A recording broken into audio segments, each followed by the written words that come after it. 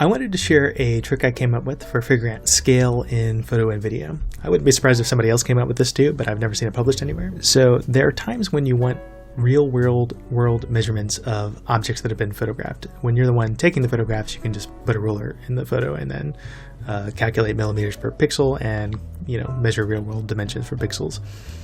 But what if you have an existing photo that doesn't contain an explicit scale? Well, then you have to find some recognizable object or structure in the scene that has a known size and infer from that.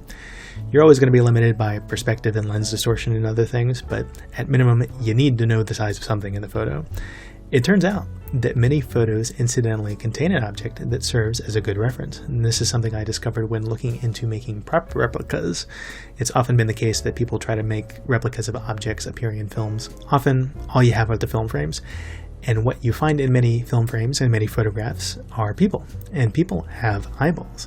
And the thing about eyeballs is that unlike other features of the face and the human body, eyeballs within a very small margin are always the same size. By age 12, your eyes are full adult size, and size of eyeballs does not vary by gender or ethnicity. At birth, the eyeball is 16 to 17 millimeters wide. And by age 3, it's already 95% of its adult size, measuring 22.5 to 23 millimeters. For any human 12 or older, the eye has a diameter of 21 to 27 millimeters, typically 24.2 millimeters.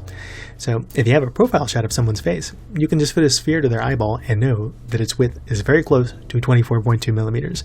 If you only have a front view, things are harder because, eyeballs are recessed and people's eyelids vary more than eyeballs. And if a person's wearing glasses, then, the lenses will distort the size of the eyeballs. But, looking at a profile view, the eyeball looks like a wedge. The widest part of it seems to be about a quarter of the total diameter of the eyeball. To find the width that would produce that result, we can imagine a circular cross-section in that position and determine its diameter, which for an eyeball 24.2 millimeters wide would be 16 millimeters.